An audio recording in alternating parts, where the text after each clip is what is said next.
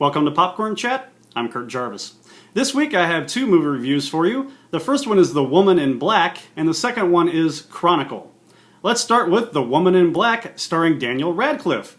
By all accounts, this is supposed to be Daniel Radcliffe's, sort of first role since the Harry Potter films, and I think everybody was interested to see if he can carry this movie. What they got was a pretty decent, solid film for him to be in that he didn't have to carry. One of the things that I really enjoyed about this picture was that they really let the story be the lead character. The Woman in Black is actually the main character, which is, that's the way it should be when you have the title character in the title of the movie. And she really is. All Daniel Radcliffe has to do is keep it afloat and not ruin it, and he does that very, very well. I'm not ready to call him a leading man just yet, but it's nice to see him do something else other than, an ensemble role as Harry Potter and with a bunch of other friends in it. The Woman in Black is a pretty creepy movie. I wouldn't say it's scary. I didn't really get the scare part of it.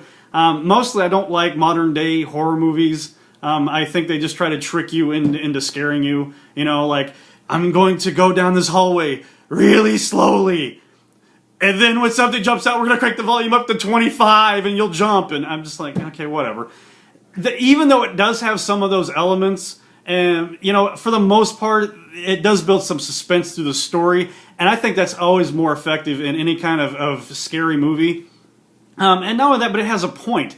That's the other main thing about most horror movies that they don't care about anymore. They don't even care about a point to the story. They don't care. They're just like, hey, we're just gonna, throw some money at a bunch of people and make this scary movie, and we're all gonna be rich, yay! And they don't care about the movie, and it's sad.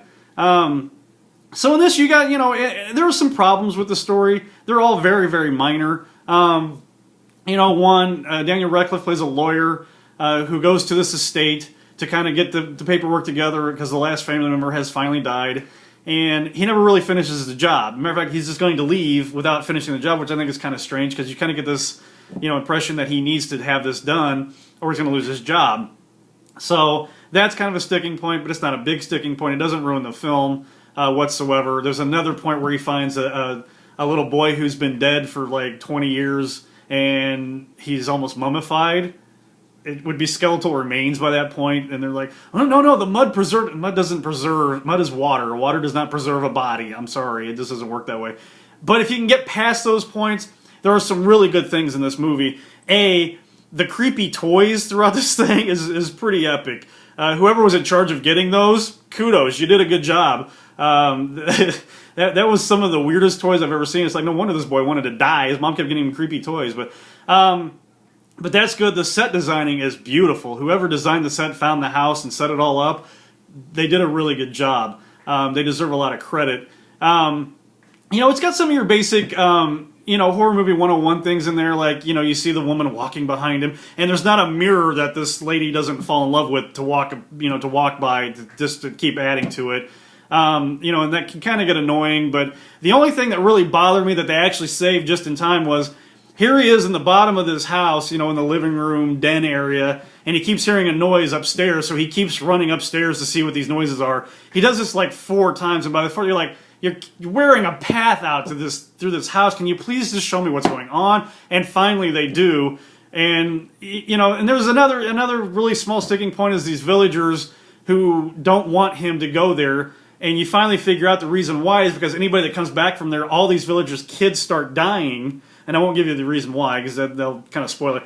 But all these villagers' kids start dying every time somebody goes to this house and comes back. Why don't you just move? I don't know. Would you want to stay in a village that, is that haunted? I wouldn't, but whatever. But it drives the film, so they have to kind of have it in there. All those little annoyances really don't add up. A matter of fact, the acting is solid, the writing is solid, the story is good, and the Woman in Black remains kind of evil towards the end of the movie. I really like that. There's no reason for her to become good, in my opinion. And they stuck it to the very end, so that worked out real well. The second movie I want to talk about is Chronicle. Chronicle is getting a lot of buzz. It's the #1 movie in America right now. It's directed by a guy named Josh Trank, And I believe, I can't find another movie that he's done, so I think this is his first feature film. He's about 26 years old, which I think is done purposefully because that's the audience they're catering to, is the 20 and under crowd. Chronicle is a mixture of Cloverfield meets Hancock meets Heroes, the TV show. I mean, that's about the best way to describe it. You know, in Cloverfield, you have a bunch of people filming an event, and you see it from their different angles. And this, it gets a little bit more intimate, and that the main character is the main filmer of all the events that are taking place. And that main character is played by Dane DeHaan, who does a really good acting job in this. He's sort of the main character, the kid with all the angst that you see in the trailers. And he holds this film together, I think. There are times where it gets a little wonky, but for the most part, the film holds together very, very nicely. It's believable. It's a good story to tell, and I think that's what helps move Chronicle along. And not only that, but they do switch it up nicely from the camera angles, and they do switch it up nicely from from one perspective to the other without losing the story. There are some very predictable parts to it, so it's not anything that's never been done before. I don't think it's groundbreaking or anything like that. I heard that used in another critique. I'm like, no, all these elements have been done before. It's just done, to a different audience in a different way. But it's solid. It's a very solid film. I have very few things that I didn't like about it. The ending was okay. I mean, they had to end it somehow, so they chose that. Okay, that's fine. But that's really not that big a deal. It wasn't a big letdown. The big climax was already over, so they just had to figure out a way to end it. I don't know why there needed to be 3 people that had these, special powers by this alien life force, but they chose 3. And, the bond between the 3 was real at times. I really liked the lead character and how he was written. He was sort of an outcast in high school, and now he has this wonderful power, and he's kind of dealing with that. But his maturity level of all of a sudden being popular, he didn't handle that well. I thought that was a really good way to go with the script, and it really helped move the movie right along. So overall, Chronicle is very good. The Woman in Black is very good. Both of them are excellent films. You can't go wrong with either one of them. If you come back next week, I'm going to be reviewing The Vow, Safe House, and Rampart. This week, I don't really have a video selection because the only thing new coming out is Twilight, and I'm not a big Twilight fan. So when that happens, I'm going to just choose a DVD that came out that you may not know about, sort of my Hidden Treasures DVDs. And this week, I'm choosing Win-Win with Paul Giamatti. Win-Win is a terrific film. It came out early last year, I think around April, and not a lot of people paid attention to it, and that's sad. It was very well acted, very well written. Again, nothing's ever been not done in cinema before.